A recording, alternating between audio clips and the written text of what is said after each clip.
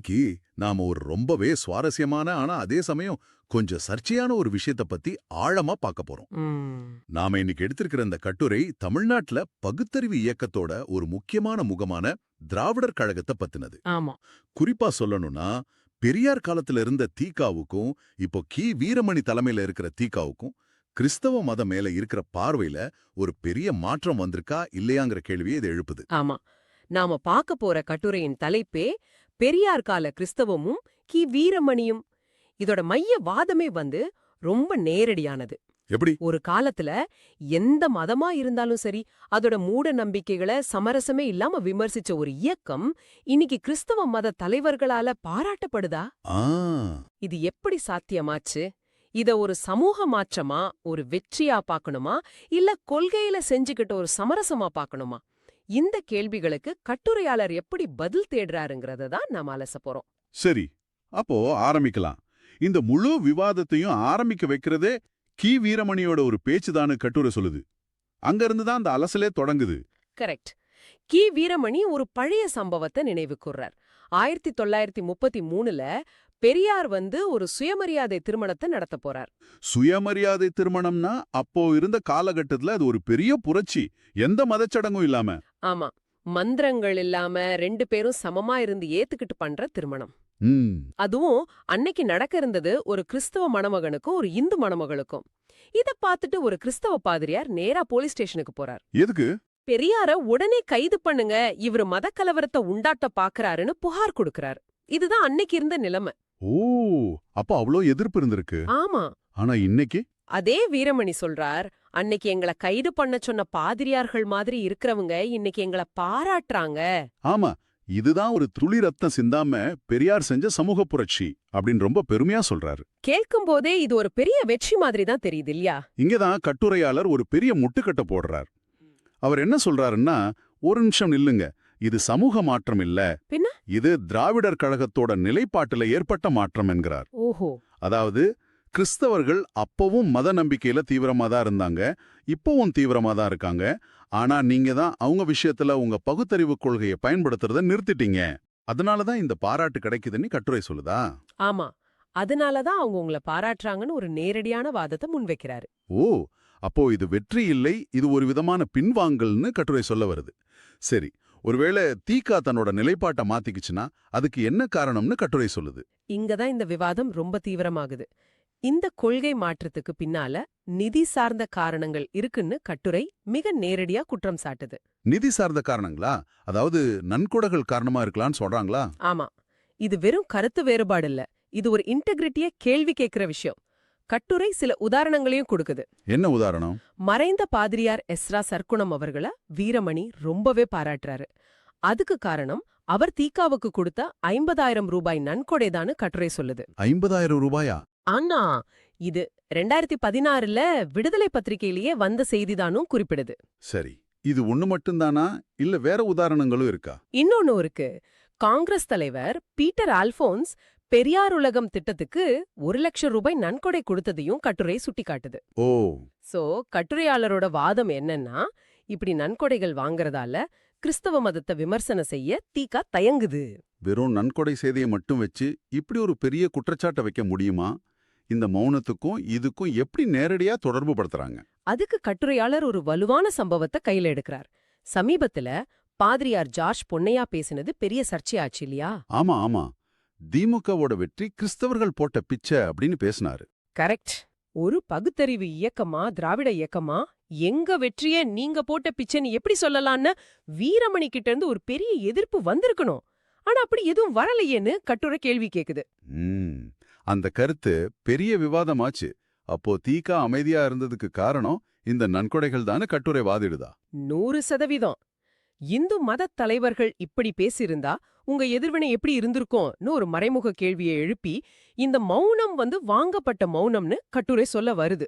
அப்போ கொள்கையை விட கொடுத்தவங்களுக்கு விசுவாசமா இருக்கிறது தான் முக்கியமா இருக்குன்னு ஆசிரியர் தன் பார்வையை முன்வைக்கிறார். ஆமா, சரியா சொன்னீங்க. சரி, இந்த குற்றச்சாட்டு ரொம்ப தீவிரமானது. இது ஒரு பேட்டர்ன், அதாவது இது தொடர்ச்சியா நடக்குதுன்னு நிரூபிக்க கட்டுரை வேற ஏதாவது ஆதாரங்களை முன்வைக்குதா? கண்டிப்பா.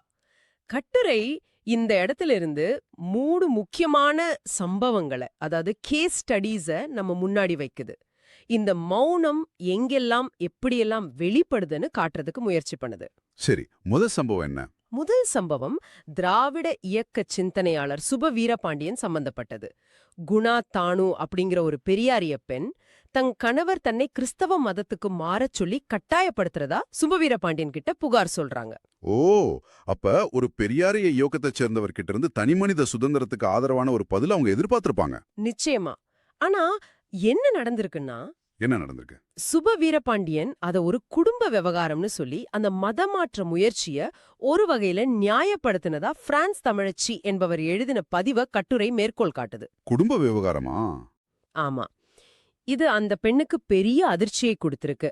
பெரியார் கொள்கைப்படி கட்டாய மதமாற்றத்தை எதிர்க்க வேண்டாமா, இதையும் குடும்ப பிரச்சனைன்னு சொல்லி நீங்க கடந்து போறீங்க அப்படின்றது அவங்களோட ஆதங்கமா இருந்திருக்கு. அப்போ கட்டுரையாளர் இது எப்படி பார்க்கறாருன்னா, ஒரு தனிப்பட்ட பெண்ணோட சுதந்திரம் சம்பந்தப்பட்ட விஷயத்துல கூட மதம் கிறிஸ்தவங்கிறதால பெரியாரிய இயக்க தலைவர்கள் தலையிட தயங்குறாங்கன்னு சொல்ல வர்றார். மிக சரியா சொன்னீங்க. இது ஒரு தனிப்பட்ட சம்பவம் இல்ல, இது ஒரு சித்தாந்த சரிவுக்கான அறிகுறிங்கிறது தான் கட்டுரையாளரோட பார்வை. சரி, அடுத்த உதாரணத்துக்கு போவோமா? போலாம். இது இன்னும் நேரடியானது. கட்டுரை அடுத்ததா ஒரு நேரடி சவாலையே தீக்காக்கு முன்னாடி வைக்குது. என்ன சவால்? போதகர் மோகன் சி லாசரஸ் பேசின ஒரு வீடியோவை மேற்கோள் காட்டுது. அந்த பேச்சில் அவர் என்ன சொல்றாருன்னா, என்ன சொல்றார்? மனைவிகளே, கர்த்தருக்கு கீழ்ப்படிவது போல உங்கள் கணவருக்கு கீழ்ப்படியுங்கள், எதிர்த்து பேசக்கூடாது. ஒழுஷம். என்னது? ஆமா, இது அடிமைத்தனம் அல்ல, பெண்களுக்கு அழகு என்று வேதம் சொல்கிறது. கீழ்ப்படிதல் ஒரு அற்புதமான சுபாவம், அழகு. இதுதான் அவரோட பேச்சு. பெண் ஏன் அடிமையானால்னு புத்தகம் எழுதிய பெரியாருடைய இயக்கத்துக்கு இதைவிட நேரடியான ஒரு சவால் இருக்க முடியாது. பெண்கள் கணவருக்கு கீழ்ப்படியணும், எதிர்த்து பேசக்கூடாதுங்கிறது அப்பட்டமான பெண் அடிமைத்தன கருத்து. அதேதான் கட்டுரையாளரும் கேக்குறார். இந்த கருத்தை ஏன் திராவிடர் கழகம் கண்டிக்கல? ஒரு இந்து சாமியார் இதே விஷயத்த சொல்லியிருந்தா இந்நேரம் வீரமணி அறிக்கை விட்டிருப்பார், போராட்டங்கள் நடந்திருக்கும், சமூக வலைதளங்கள்ல பெரிய விவாதமே ஆயிருக்கும். ஆமாதானே? ஆனா ஒரு கிறிஸ்துவ போதகர் சொன்னப்ப மட்டும் ஏன் இந்த அமைதி? கட்டுரையாளர் இந்த அமைதிக்கு என்ன காரணம்னு சொல்றார்? மறுபடியும் பணம்தானா? ஆமா, கட்டுரை ரொம்ப ஆணித்தரமா அதேதான் சொல்லுது. இந்து மதத்துல ஒருத்தர் பேசினா வாய் கிழிய பேசுறதும், கிறிஸ்தவ மதத்துல பேசினா வாயை இறுகு மூடிக்கொள்றதும் இந்த நிதி சார்ந்த உறவுகளால தான் கட்டுரை தன் வாதத்தை வலுப்படுத்துது. இது ஒரு இரட்டை வேடம்னு விமர்சிக்குது. சரி, 2 உதாரணங்கள் பார்த்தோம். 3ஆவதா ஒரு சம்பவம் இருக்குன்னு சொன்னீங்களே? ஆமா, 3வது சம்பவம் கட்டுரையாளர் பார்வையில பகுத்தறிவுக்கு எதிரான மூட நம்பிக்கையோட உச்சக்கட்டம். இது மதுரையில நவம்பர் 2022 நடந்த ஒரு நிஜ சம்பவம். மதுரையிலயா? என்ன நடந்துட்டாங்க? ஒரு கிறிஸ்துவ குடும்பத்துல மாலதிங்கிற ஒரு பெண் இறந்து போறாங்க. ஆனா அவங்க குடும்பம் அவங்க கண்டிப்பா உயிர்த்தெழுவாங்கன்னு நம்பி அவங்க உடலை அடக்கம் பண்ணாம 3 நாள் வீட்லயே வச்சிருக்காங்க. என்னது 3 நாளா? அது சாதாரணமா ஐஸ் பெட்டியில கூட வைக்காமலா? ஆரம்பத்துல அப்படித்தான். அக்கம்பக்கத்துல இருந்தவங்க சொன்னதுக்கு பிறகு ஐஸ் பெட்டியில வச்சிருக்காங்க. ஆனா அடக்கம் பண்ண மறுத்துட்டாங்க. அப்புறம் போலீஸ் இப்படி வச்சிருந்தா உங்க மேல கேஸ் போடுவோன்னு எச்சரிச்சதுக்கு அப்புறம்தான் உடலை அவங்க சொந்த ஊரான களக்காட்டுக்கு எடுத்துட்டு போய் அடக்கம் பண்ணிருக்காங்க. இதுவே ஒரு அதிர்ச்சியான மூடநம்பிக்கை தான். இதுல கட்டுரையாளர் தீகேவை எப்படி தொடர்பு படுத்துறார்? இங்கதான் விஷயத்தோட முக்கியமான பகுதியே இருக்கு. அந்த இறந்த பெண்ணோட 2 மகன்களும் மருத்துவத்துறை மாணவர்கள். என்ன சொல்றீங்க? மருத்துவம் படிக்கிறவங்களே இப்படி ஒரு மூடநம்பிக்கையில் இருந்தாங்களா? ஆமா, ஒருத்தர் MBBS, இன்னொருத்தர் MD படிச்சிட்டு இருந்திருக்காங்க. இதுதான் கட்டுரையாளர் சுட்டிக்காட்டுற முரண்பாடு. அப்போ மிகச்சரியா பிடிச்சிங்க. கட்டுரையாளர் என்ன கேக்குறாருன்னா, அறிவியல படிச்ச மருத்துவ மாணவர்களுக்கு இந்த நிலைமைனா இதை விட ஒரு மூடநம்பிக்கை விவகாரத்தை பகுத்தறிவு இயக்கம் கையில எடுக்க முடியுமா? ஆனா தீகே ஏன் அமைதியா இருந்தது? ஏன்னா இது கிறிஸ்துவ மதம் சம்பந்தப்பட்ட விஷயம் அப்படின்னு விமர்சிக்கிறார். ஓ, இப்ப புரியுது. அந்த மருத்துவ மாணவர்களோட அறிவு குருட்டுத்தனத்தையும் மதம் பார்த்து பகுத்தறிவை உபயோகிக்கிற தீகாவோட அறிவு குருட்டுத்தனத்தையும் கட்டுரையாளர் ஒப்பிடுறார். எக்ஸாக்ட்லி. கட்டுரை அந்த ஒப்பீட்டோட தான் முடியுது. தாங்கள் மருத்துவ மாணவர்கள் என்பதை அவர்கள் மறந்தனர், தாங்கள் பகுத்தறிவாதிகள் என்பதை இவர்கள் மறந்தனர். 2மே அறிவு குருட்டுத்தனம்தான். ஆமா, 2மே அறிவு குருட்டுத்தனம்தான்னு ஒரு கடுமையான விமர்சனத்தோட கட்டுரை முடியுது. ஆக நாம இப்ப முழு படத்தையும் பார்த்திருக்கோம். இந்த கட்டுரையின் வாதத்தை சுருக்கமா சொல்றதா இருந்தா, பெரியாரோட சமரசமற்ற பகுத்தறிவு கொள்கைய இன்றைய திராவிடர் கழகம் குறிப்பா கிறிஸ்தவ மதம் சம்பந்தப்பட்ட விஷயங்கள்ல அரசியல் மற்றும் நிதி சார்ந்த காரணங்களுக்காக கைவிட்டுடுச்சு. இதுதான் இந்த கட்டுரையின் மைய கருத்து இல்லையா? ஆமா, வீரமணி கொண்டாடுற அந்த பாராட்டுக்கள் எல்லாம் உண்மையான சமூக மாற்றத்தோட வெற்றி இல்ல. அது சித்தாந்த சரிவோட ஒரு அறிகுறிதான்னு கட்டுரை அடிச்சு சொல்லுது.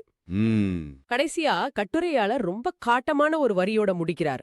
என்ன சொல்றாரு? ஒரு மதவாதி பகுத்தறிவாதியான உன்னை பாராட்டுகிறான், உனக்கு பணம் கொடுக்கறானா, உன் பகுத்தறிவுல தான் ஏதோ கோளாறு இருக்குன்னு அர்த்தம்.